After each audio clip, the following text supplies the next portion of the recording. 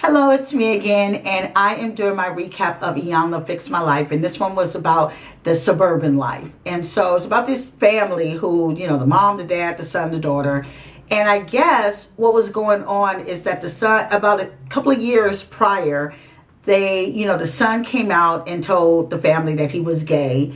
And the mom and dad, or I should say the rest of the family, didn't approve of the daughter who was getting married to this guy named Chevy. So, long story short, the father pretty much, when I say disowned, I don't mean put him out, didn't talk to him. I don't mean anything like that, but he disowned him in a way where it was like they didn't talk about it, they didn't address it, and that went on for about a year. And the thing with the daughter was that the dad pretty much was like, if you're going to marry this guy and I don't approve of it, then I'm not walking you down the aisle. This show should not have been called My Suburban Life. This show should have been about how can I manipulate and control my damn kids, because that's really what it was about. I got so much to say. There will probably be a part 2 on this one, but because I won't be able to fit it all in right now. But the thing that really annoys me the most is that, first of all, let's deal with the son, because that's a big issue, and I probably will do part 2 on the daughter. But part 1, the son is only 24 years old. He's a young black male. Good looking boys. Ain't doing nothing wrong. He out there. He's a professional dancer. He doing his own thing in Los Angeles. They live in, I think they said Missouri or St. Louis. Yeah, St. Louis, Missouri. But the thing that annoys me is that, first of all, you have to ask yourself. First of all, these are parents. They're not talking to little kids. They're talking to their young adult children who are still transitioning from being teenagers to adults. How hard must it have been for the son, who's 24, to come out to his parents and tell them he was gay? That in itself is like a major feat. And for the dad to, one, act like the son don't exist and it's not happening and make it all about him. It's like, are you kidding me, dude? Come on. This is your baby. This is your baby. My friend asked me the question, when do you stop running your kid's life? And it's like, first of all, you shouldn't run their life anyway. That's just reality. Some of y'all are going to disagree with me, but I don't really care. Because the reality is you don't run your children's life, you raise them. That's what you do. You raise them so that they can be mature and independent. Because if you run their life, guess what? When they leave your house, they're going to let somebody else run theirs. And the cycle never stops. So this young boy, he's young, he's black, he's gay. I'm sure for years, and he even admitted that he was ashamed. He was trying to pretend that he wasn't gay. So he finally turns, 20, 21, and he finally decides, I'm going to be a man and own up to who I am and what I am, and I'm going to start accepting myself, and I'm going to let my family know.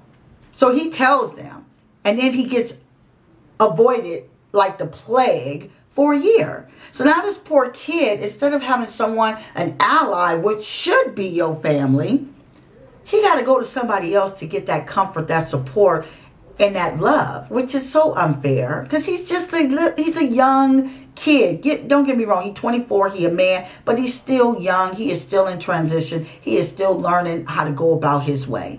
And I think it's just so jacked that his parents, the people who should be able to love, support, guide, help, offer advice, give feedback, offer up some education and some knowledge to him about the lifestyle that he wants to go to lead, they pretty much just act like it doesn't exist, and neither does he, which kind of sucks.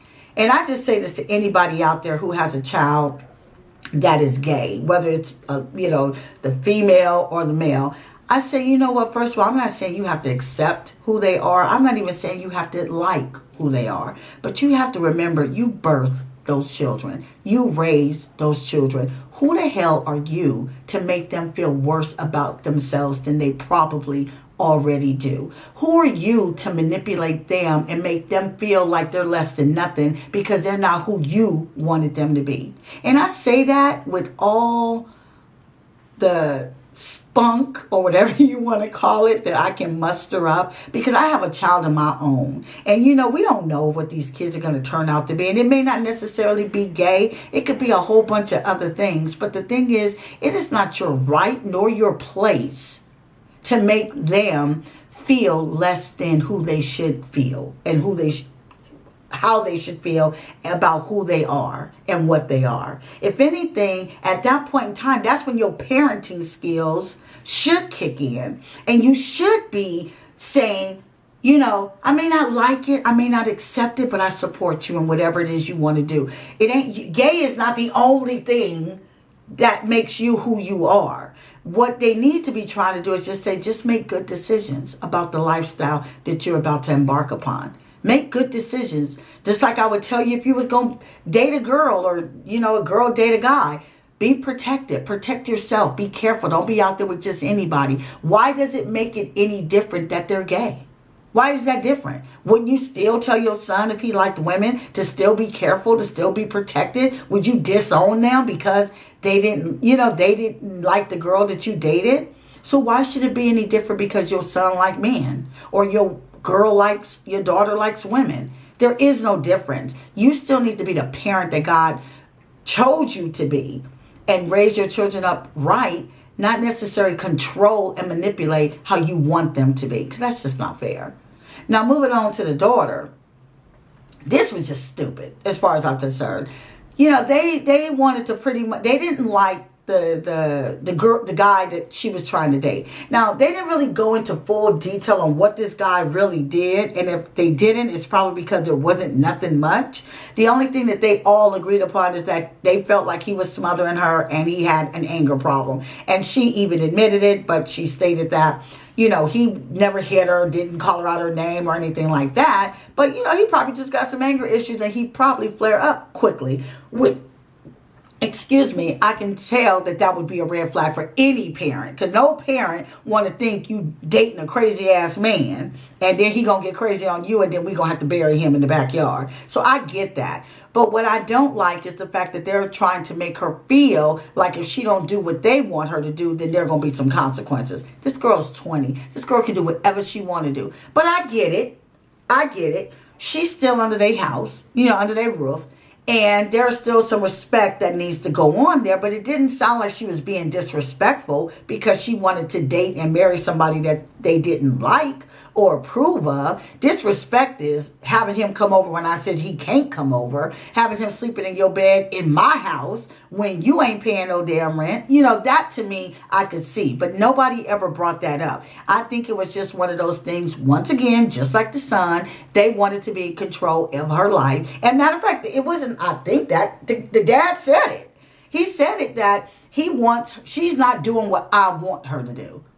Well, she's 20. She's not supposed to. You should have already raised her to do the things that she needs to do. It's not about what you want her to do. It's about what she needs to do to be the person that she needs to be and be the best person that she needs to do. Long story short, to wrap up this whole thing, parents, you know what? Stop trying to live your life through your kid's life. Secondly, stop trying to manipulate and control every situation with your kids that you couldn't manipulate and control when you was a child, because you're not helping anybody and all you're really doing is driving a wedge through your family. And I just feel like if you really want to support and love your children, then you need to learn to respect them the way you want them to respect you, especially as they become young adults. Don't ever forget that that's why you are their parents, so they can have someone to lean on, someone to come back to when they need that help and that support and that guidance. Don't be an ass and try to make like, you're so in control that if they don't do what you say, then their whole world is going to be done, because that's not fair to anybody. And I tell you, you are going to miss out on so many different things and so many opportunities and so many blessings in their lives if you keep being the person that you're trying to be, that manipulator and that person that is trying to be controlling. So just remember that the next time when you're thinking more of yourself, then you are the person that really needs you. So I just tell everybody, love one another, love your children. Stop treating them like they 2 when they 20, and stop acting like they don't exist when they say something that you don't approve of. You don't have to approve. All you need to do is love them.